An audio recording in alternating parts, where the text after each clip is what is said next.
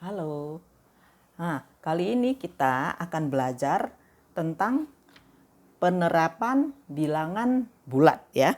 Jadi ada 2 video sebelumnya saya pernah mengajarin konsep tentang bilangan bulat. Nah, kali ini kita akan belajar tentang penerapannya. Artinya bilangan bulat ini dipakai untuk apa saja pada kehidupan kita sehari-hari gitu loh. Jadi penerapannya, oke. Nah, saya akan ulang sedikit tentang bilangan bulat.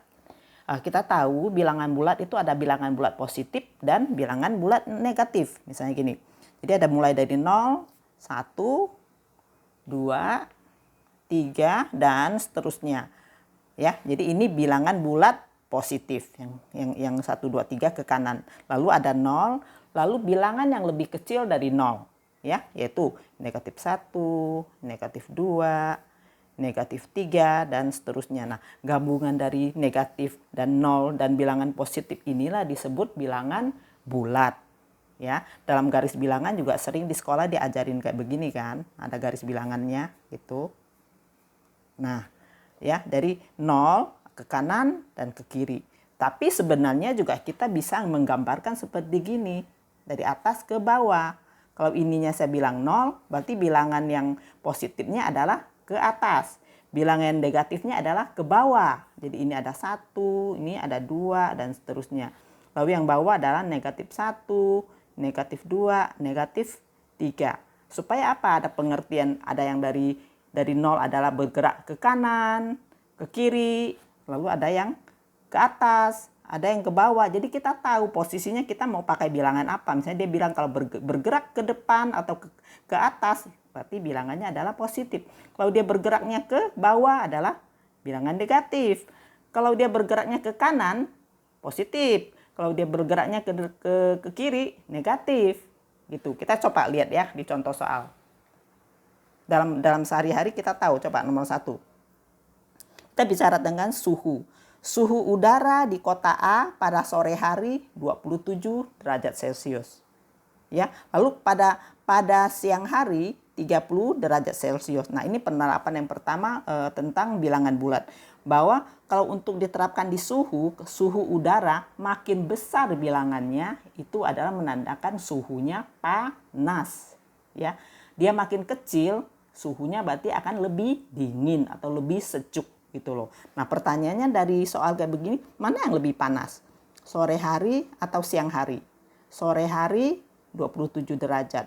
Siang hari 30 derajat. Yang lebih panas yang mana? Yang lebih panas adalah yang siang hari. Ini lebih panas daripada ini. Karena dia 30 lebih besar dari 27. Begitu juga kebalikannya. Oke. Nah, sekarang kalau bilangannya bilangannya minus gimana? Coba kita lihat. Ayo sekarang. Suhu udara di musim dingin di kota Z minus 5 derajat. Pada musim gugur 4 derajat Celcius. Nah, antara 4 dengan negatif 5. Yang lebih panas yang mana? Suhunya. Yaitu yang bilangan yang lebih besar. Bilangan lebih besar adalah 4. Ya, ini lebih dingin karena dia lebih kecil bilangannya dibandingkan ini. Berarti dia akan terjadi lebih panas di musim gugur daripada musim dingin. Gitu. Oke. Lalu berikutnya kita lihat coba yang ini. Saya bilang Ali berdiri di suatu tempat. Di suatu tempat di mana saja, anggap aja satu titik nih. Ini Ali nih.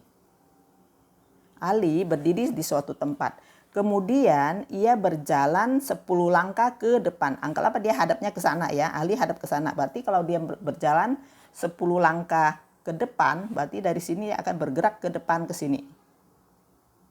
Nah, ini 10 langkah. Ini 10 misalnya. Ya, ke depan. Kalau kata-kata ke depan berarti bilangannya positif negatif. Positif ya, ke depan ya, berarti 10. Oke. Lalu berjalan 3 langkah ke belakang. Berjalan 3 langkah ke belakang. Dari sini dia udah sampai sini bergerak ke belakang. Berarti dia balik badan jalan lagi 3. 1 2 3. Berarti di sini. Dia sampai di sini ya. Dari sini ke sini adalah 3 3. Nah, kata-kata berjalan 3 langkah ke belakang. Nah, 3 ini sebenarnya apa? Positif apa negatif? Karena berjalan ke belakang. Negatif ya. Jadi kalau kita mau menentukan di manakah posisi Ali sekarang dari tempat semula. Jadi kita kalau mau menentukan posisi Ali dari tempat semula dalam kalimat matematika, kita akan tulis begini. 10 langkah ke depan berarti angkanya adalah 10. Oke. Lalu 3 langkah ke belakang artinya adalah negatif 3. Berarti apa? 10 kurang 7. Berarti angkanya adalah 7. Dapatnya adalah 7. 7 adalah bilangan positif. Jadi kalau dengan kata-kata kita menyatakan posisi si Ali itu di mana? Adalah 7 langkah di depan tempat semula. Jadi 7 langkah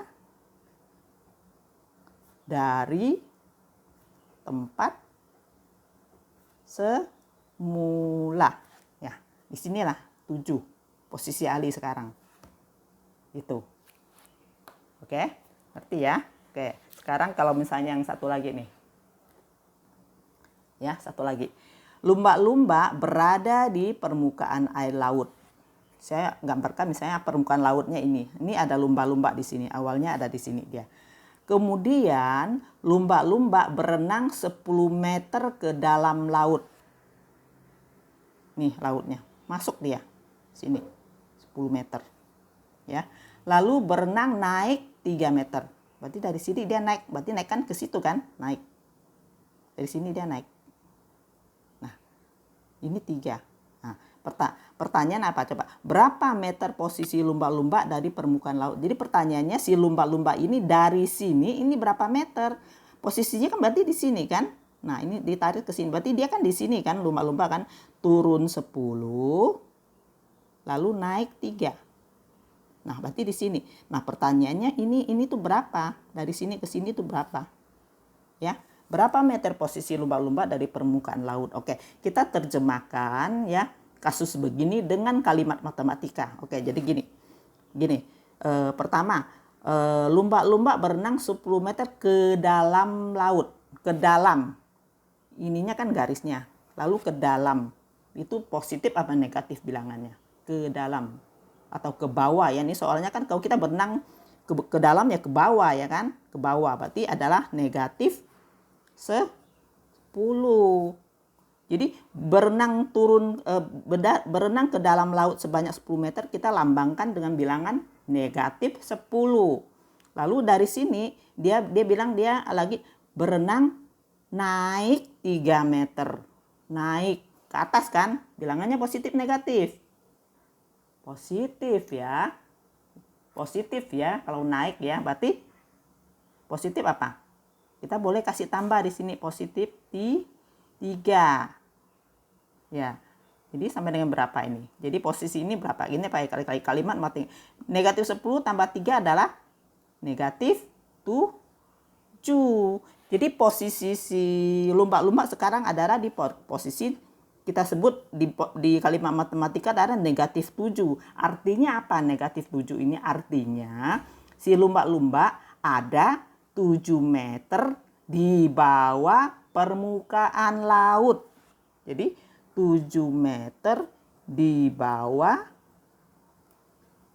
permukaan laut.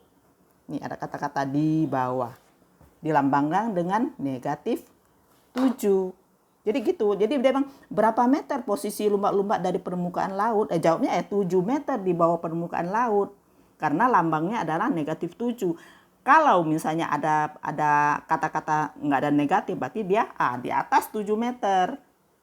Di atas permukaan kalau bilangannya 7. Kan ini kan negatif 7, berarti dia ada di bawah. Gitu ya.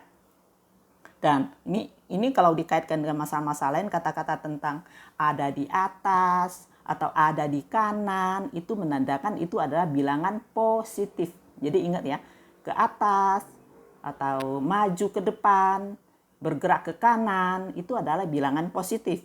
Sekarang kalau kalimatnya bergerak ke bawah atau bergerak ke kiri, bergerak ke dalam, itu adalah bilangannya adalah negatif. Begitu pengertiannya sebenarnya. Oke ya. Oke, mudah-mudahan paham. Bye.